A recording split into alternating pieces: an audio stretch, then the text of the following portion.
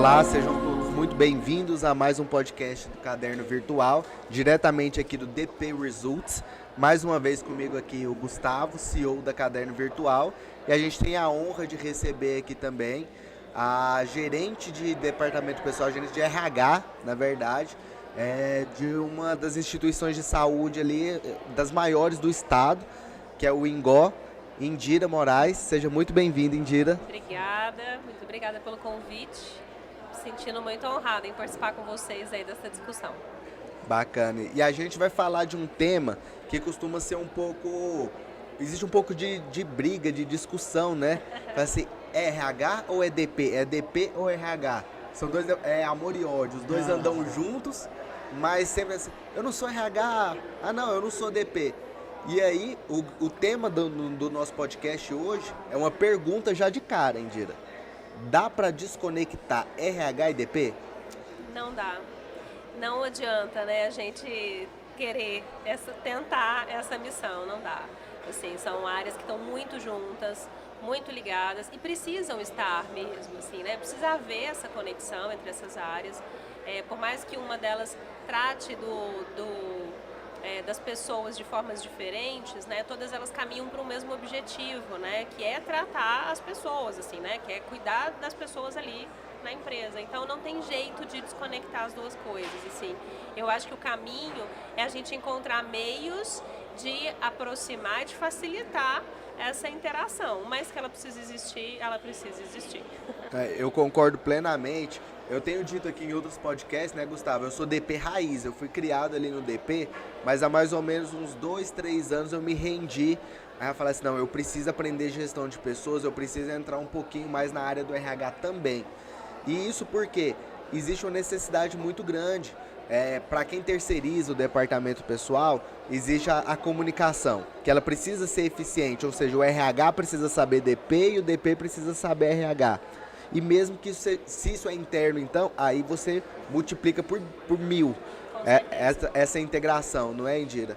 Eu penso, desculpe te cortar, claro. É coração e razão, né? O DP é a razão e o RH é o coração. E eles têm que ter harmonia, sim, né? Porque senão o corpo padece. Né? Sabe aquela música? Eu fui fazer uma palestra uma vez e aí eu coloquei aquela música Razões e Emoções. Entre razões e emoções. A razão era o DP e a emoção era o RH, mas naquele momento eu ainda não tinha descoberto. O RH precisa de razão pra caramba para lidar com a emoção de uma galera toda, né? Não, na verdade você vai tratar a emoção até os limites que a razão te permite. Sim. Porque você não pode tratar a emoção sem lembrar da legislação, sem lembrar dos impactos do custo. Então, na verdade, é só emoção, né? É só emoção dentro de um limite. Você tem que ter essa consciência, né? Porque se for tratar tudo com emoção, a gente não vai ter empresa. A gente vai ter família, e só família não dá lucro, né? Então, infelizmente, a empresa viés capitalista, ela precisa dar lucro, precisa diminuir custo, precisa que as pessoas tenham produtividade e, ao mesmo tempo, pensar também na qualidade de vida do colaborador e tudo mais. Então, eu acho que é um equilíbrio mesmo, Rodrigo. E, Indira, eu quero te fazer uma pergunta, porque assim, eu sei que, apesar do nome do cargo ser gerente de RH, eu sei que você sabe muito de departamento pessoal também e também é responsável por essa área lá no INGO, né? Você tem uma equipe grande e hoje vocês fazem a gestão de quê? Mais de 500 funcionários tranquilamente? Hoje são 370 seletistas, mas aí a gente tem os médicos, que são todos prestadores, que são mais ou menos 100 médicos.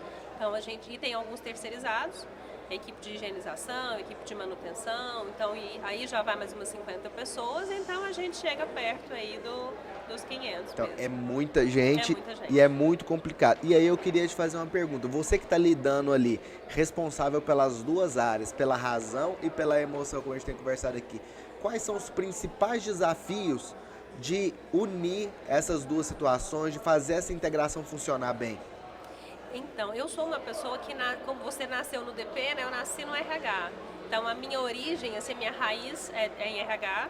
Eu sou psicóloga, eu fiz psicologia. Bacana. Então, comecei ali com seleção, treinamento e tal.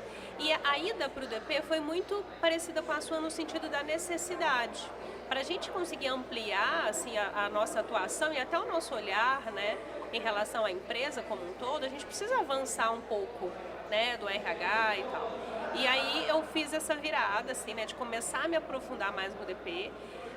E hoje eu super brinco, assim, que eu trocaria fácil um pelo outro, porque eu gosto muito do DP. Eu acho que é uma área que cresceu muito, que tem se tornado cada vez mais informatizada, mais rápida, mais célere.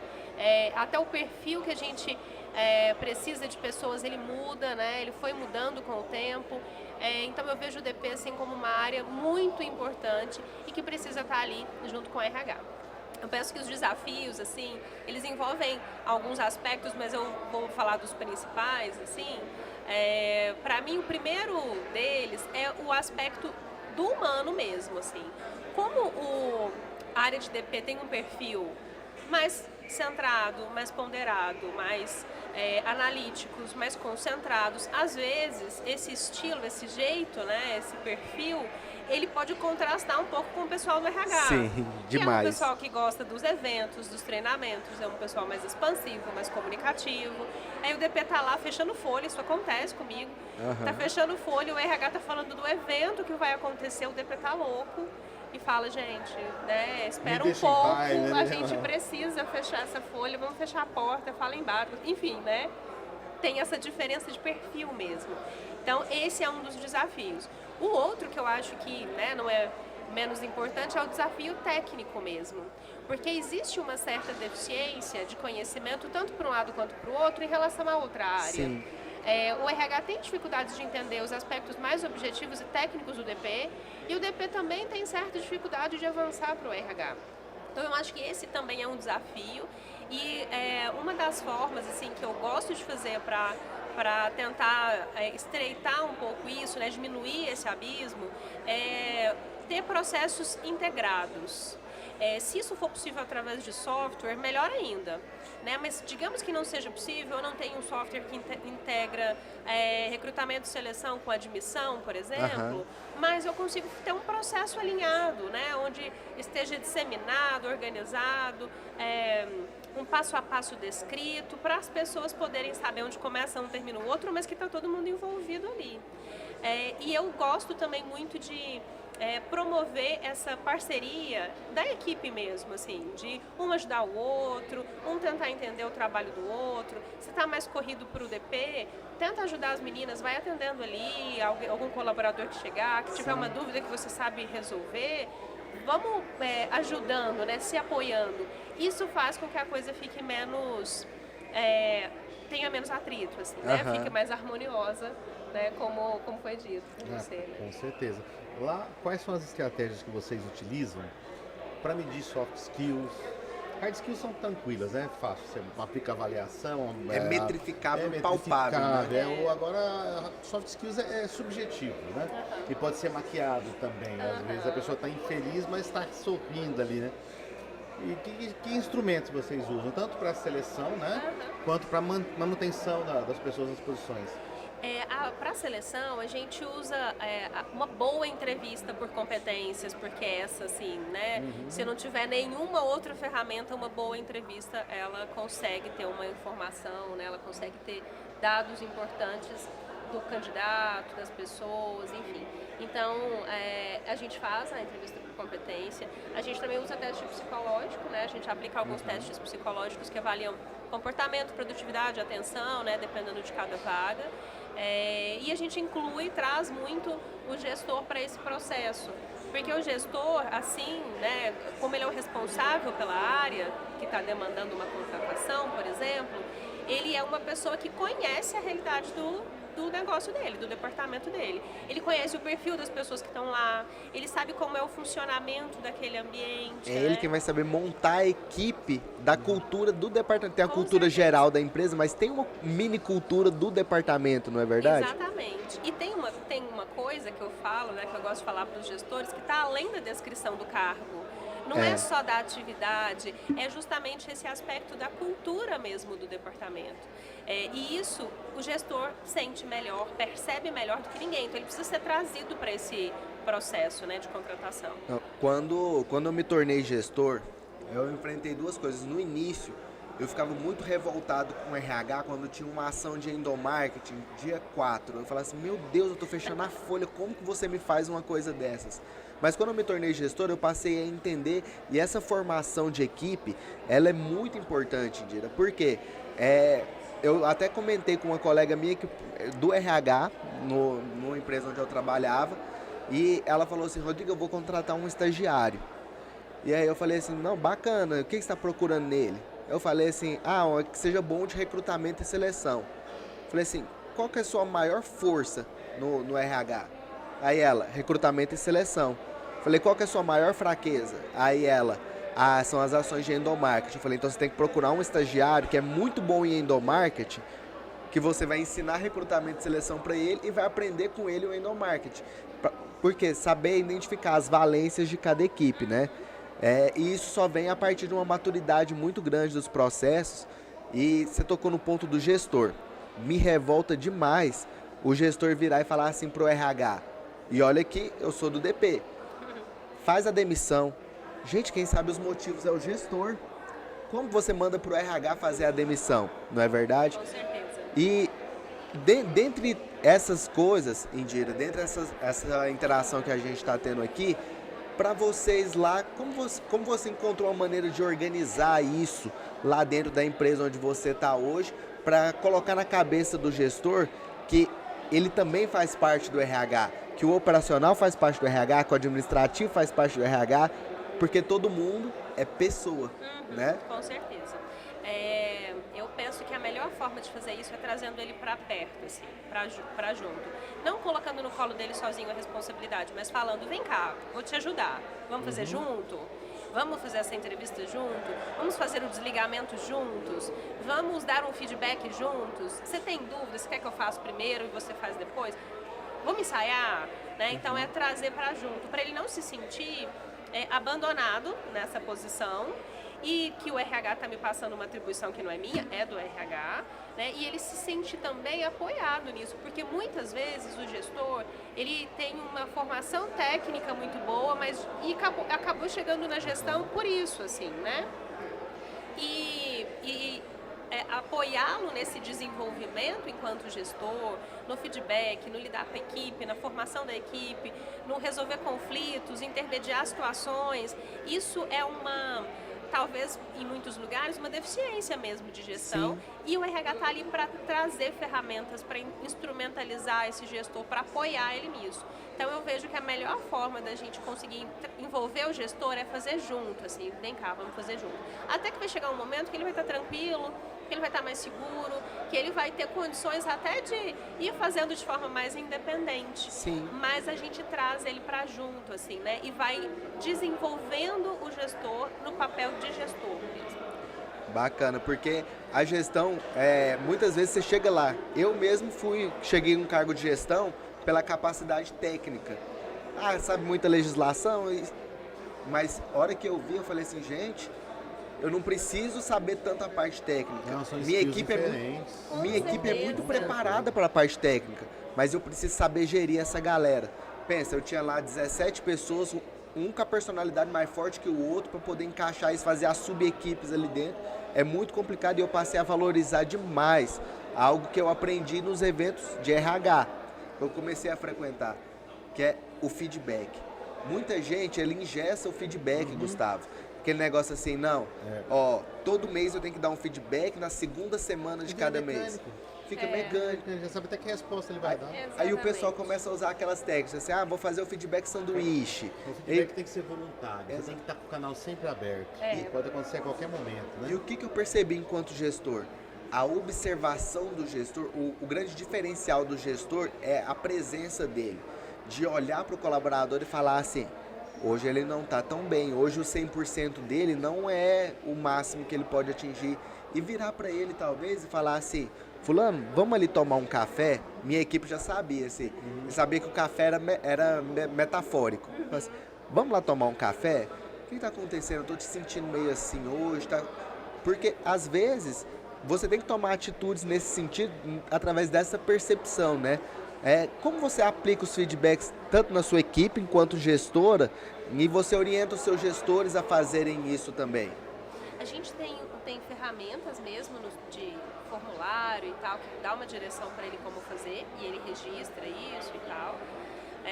O RH acompanha sempre, né, esse momento, nem sempre, assim, a gente acompanha mais no sentido de dar uma instrução, mas a gente não está presente 100% das vezes, a não ser que seja uma solicitação e tal, até para que exista essa criação e fortalecimento de relação. Se o RH está sempre presente, fica uma coisa mais pesada, assim, parece, o RH está junto, vai acontecer alguma coisa.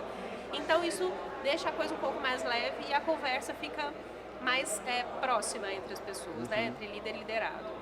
Com a minha equipe, eu acho que a gente tem que ter uma sensibilidade de perceber o estilo de cada um, assim, né? E eu tenho pessoas na equipe que têm mais necessidade de acompanhamento, se sentem mais inseguras, querem que haja mais feedback. Quando eu dou uma afastada, eu sinto que a pessoa começa a ficar mais insegura, então eu tento puxar de novo. E tem pessoas que já caminham bem sozinhas. Tem pessoas que para chamar atenção tem que ser de um jeito diferente. Então a gente tem que ter essa sensibilidade enquanto gestor, de perceber a equipe mesmo, que eles são diferentes, ainda bem, precisam ser mesmo para se complementar ali. E a partir dessa percepção e chegando próximo de cada um com a abertura que existe, do jeito que dá, né? Não pela posição, pela imposição do cargo, mas pela proximidade, pela relação que se estabelece ali, né? Então, eu não tenho uma estrutura assim de feedback, de falar, como você falou, né? Todo dia 15 eu vou dar um feedback. É muito dessa forma. Percebi que alguém está assim mais... converso, chama a pessoa, e aí não dá um peso da formalidade do feedback que fica parecendo bronca. Sim. E aí é disso que as pessoas não gostam, é disso que elas correm, né? Lá vem uma bronca. O pessoal muitas vezes associa o feedback a uma bronca, a uma crítica, né? E o feedback pode acontecer, Rodrigo, também do outro lado, do colaborador para o líder. E é o que tem que ser fomentado. Eu penso assim, a empresa como um paciente fazendo uma cirurgia, cheio de sensores, você coloca no coração, etc., mede o pulsamento. A empresa que usa tecnologia para medir isso tudo, para poder tomar decisão em antever, ela está anos à frente. Sim. Porque você não pode esperar um momento de uma avaliação para ouvir o que está acontecendo. Exatamente. Você não pode esperar um momento de uma demissional para ouvir do colaborador a posição dele. Você tem que avaliar tudo, por exemplo, um controle de humor, que você tem que ter uma maneira de você saber como é que está a estabilização do humor da empresa. Você precisa ter, por exemplo, uma rede social aberta para eles poderem comentar, postar coisas ali, que aí você vai ter um termômetro. Você deixa aberto e aí você tem como medir o que é que esse cara está curtindo, o que ele não está curtindo, o que ele está escrevendo de comentário, uma postagem, o que ele está postando, né? Quando você coloca uma campanha, posta uma foto com a sua árvore de Natal, você vê que todo mundo posta, mas tem um indivíduo que nunca posta nada, deve estar com problema com a família, deve estar com algum problema em casa, ou não quer mostrar, ou não acha aquilo importante. Não gosta do Natal, vai então, saber. Esses dispositivos que são tecnológicos, que você coloca na empresa, eles estão maquiados ali, né? Mas eles estão dando para o gestor um monte de indicadores que, se o gestor for hábil, ele consegue identificar problemas ali dentro. Agora, se você não tem isso, se você vai medir só em conversa, vai medir no telefone, naquele telefone mudo, né, que um vai falando para o outro, chega a informação distorcida, você não vai tomar a decisão correta nunca. A Rádio Peão é o meio de comunicação mais amplo que existe, que é incrível. Você comenta um negócio, né? Em todo lugar, né? E você falando aí de feedback, é meio clichê falar 360, mas eu pedia muito para minha equipe e às vezes você se surpreende com as respostas, né, Indira? Uma pessoa da minha equipe virou e falou assim: Rodrigo, eu acho que você é muito estilo paizão. Às vezes você precisa pegar um pouco mais pesado com a gente. Eu falei assim, gente, olha só pra você ver, né? Você acha que tá no caminho certo, que é importante para corrigir a rota, porque é uma preocupação muito grande que eu tenho. E acho que você percebeu em todas as perguntas, eu falei assim, Indira, mas e o gestor e tal? Por quê? A gente hoje em dia, graças a Deus, a gente pensa muito no empregado, na saúde mental dele, do funcionário, daquele... Mas e do gestor? Quem é que cuida? Quem é que orienta ele? Porque a maioria chegou onde está pela capacidade técnica. O gestor do gestor. Quem cuida do gestor é o gestor do gestor. Eu quero saber quem cuida do CEO. Né? Porque esse daí, ele realmente está com tudo na mão dele, né? É preocupante. Quando o CEO é proprietário também, porque às vezes é CEO contratado. Sim. Cara, você não tem noção das dores que isso causa. Porque dependendo do coração dessa pessoa, ele está preocupado com a família do colaborador, ele está vendo pessoas com dificuldade, ele vê problemas financeiros da empresa. Muitas vezes ele não pensa nem nele, na família dele, ele pensa na família dos colaboradores que ele vai ter que demitir. Com certeza. Né? Então, quem cuida do CEO? Porque gestor, um cuida do outro. Você tem uma pirâmide, né? Então isso aí dá para ver. Que toda empresa, por menor que ela seja, tem um certo cuidado nisso, né? Agora, se vai ter ação para resolver, aí cada um. Mas que dá para observar e dá para você tirar essas situações ali, dá. Se você for um bom observador. Então, acho que os gestores de RH, eles têm que ser bons observadores, tem que ser psicólogos mesmo, que eu acho que tudo é da psicologia organizacional e também clínica, para você observar. Você tem um serviço de atendimento psicológico também para o colaborador e dar voz para eles. Né? Eu percebo, a gente tem muitos clientes que usam a nossa plataforma, aqueles clientes que abrem, por exemplo, vai fazer um projeto, pergunta para o colaborador, vai mudar uma coisa no repertório, pergunta, pede para sugerir projeto, como você acha que ficaria melhor? Abre um canal, por exemplo, teve um cliente nosso que colocou lá um concurso para o vendedor postar o argumento que ele usou para vender um equipamento, por exemplo. Então eles postam, aí os outros colaboradores votam. Então, você promover esse tipo de coisa, você vai deixar ele pertencente e aí você vai começar a perceber que não quer pertencer. E aí você vai, opa, eu estou dando oportunidade de pertencimento. E eu estou observando esse comportamento nesse colaborador, aí você põe isso no BI e fala, nossa, mas é muito quantitativo. Tudo vira quantitativo. O coração é quantitativo, porque você bate silêncio, uma hora vai virar quantitativo. E você vai perceber que ele parou, porque parou de bater, que é uma coisa quantitativa. Então, você precisa quantificar para tomar decisões de coração. Infelizmente, o gestor ele tem que ter números. Número de tudo. Assiduidade, frequência, ganho, perda, atingimento de meta, não atingimento de meta, né? Projeto que o cara participa, não participa, quer, não quer, né? Para fazer isso. Eu acho que a tecnologia ajuda. Né? E infelizmente a gente já tem que... Mas já? Sim. Não, tá. Você viu?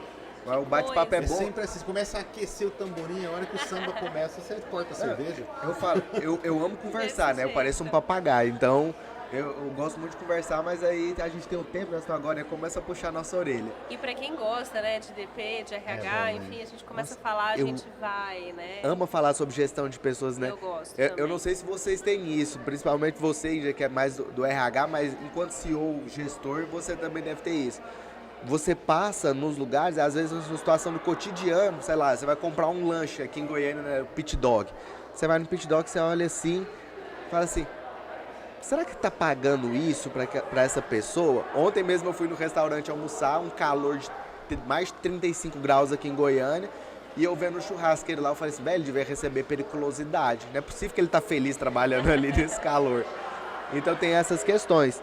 E eu queria te perguntar, Indira, na verdade eu te pedi para dar dicas pra gente, para nossa audiência, para quem tá ouvindo a gente, como ser um RH ativo, aquele RH que realmente ele vai ter aquela questão mediação de conflito. A gente falou de rádio peão e muitos conflitos começam por isso. Às vezes ninguém falou nada de ninguém, mas um disse daqui, mediar conflito é um desafio muito grande. E pegando um pouco do gancho do Gustavo, ele é uma métrica para o RH, né, mediação de conflitos, mas é uma métrica muito subjetiva, muito complicada. Né? Quais dicas você pode dar para a gente nessa mediação de conflitos e para se tornar um RH ativo? Eu penso que o primeiro passo assim, de um RH ativo é um RH que de fato esteja de porta aberta, assim, né? Que esteja disposto a escutar as pessoas, a ouvir, a atender dentro da necessidade, dentro do limite que é possível, porque tem coisas que, né, a gente não faz mágica também, a gente tem um limite dentro do cenário, dentro da estrutura da empresa que a gente consegue, mas deixar essa porta aberta, existir esse canal é um bom começo. E ser um canal confiável, no sentido de tratar as situações com a maior imparcialidade e senso de justiça possível. Porque um RH parcial, tendencioso, não passa credibilidade, ninguém quer ir nesse lugar. O RH é só da empresa, ou então o seu patrão, ou então a diretoria fala assim, não, meu RH só pende pro lado do empregado, tem que fazer essa mediação, né? Exatamente, a gente fica no meio de um caminho ali, né? E a gente também é funcionário, né? Então a gente fica realmente num caminho. E é importante que exista essa consciência do RH, assim, né? A gente precisa agir de forma imparcial até para facilitar na hora de fazer uma mediação de conflito, até para conseguir ouvir os dois lados da história e ter uma decisão, tomar uma ação.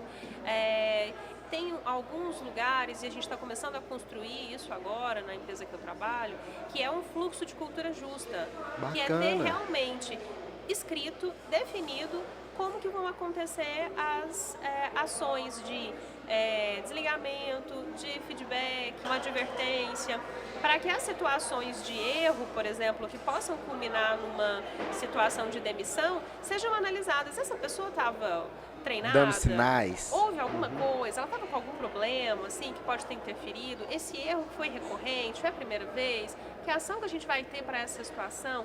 Criar esse fluxo, né? E, de fato, fazer ele acontecer, traz o senso de justiça, assim, para a organização. Faz as pessoas confiarem. Então, ser um RH confiável, ser transparente, né? Trazer as pessoas para a conversa, para a mesa, dar espaço. Isso eu acho que é assim, uma dica que faz o RH ser de fato ativo, né? Não é o RH só que faz festa, comemorações, eventos, né? Mas que atua de forma justa. E números, né, gente? A gente não pode falar, né? Não pode deixar de falar disso. A gente precisa de número, de informação, de resultados, de tirar da subjetividade para a objetividade, né, para a quantificação de coisas. Talvez essa seja uma deficiência que o RH tem de algum tempo, assim, né, mas que eu vejo que tem mudado ainda bem e precisa mudar mesmo, porque se a gente não traz número, indicador, informação, dados, a gente não leva nenhum projeto adiante, a gente não convence ninguém de nada, então a gente precisa se fortalecer nisso. Bacana, sensacional, Indira. Quero agradecer ao Gustavo por ter participado de mais desse podcast comigo. Exato. E também agradecer muito você ter aceitado esse convite. Que bate-papo bacana. Já tá virando clichê, né? Toda vez a gente fala assim, nossa, eu queria conversar por horas, mas você disse muito bem, quando a gente fala de gestão de pessoas, não tem limite, né? É uma satisfação muito grande, né? E nunca vai acabar o assunto, porque cada um é cada um, né? Então, muito obrigado por ter aceitado o convite. Indira, foi uma honra estar aqui com você e espero que a gente tenha mais oportunidade de bater papos tão legais quanto esses. Com certeza teremos. Muito obrigada, fiquei muito feliz com o convite. Espero ter contribuído aí um pouquinho com o que eu sei, né, para a formação das pessoas, para os profissionais de RH e DP. E pode convidar que venho sempre. Bacana. Obrigado, Indira. Obrigado, Rodrigo. Obrigado, gente. Obrigada.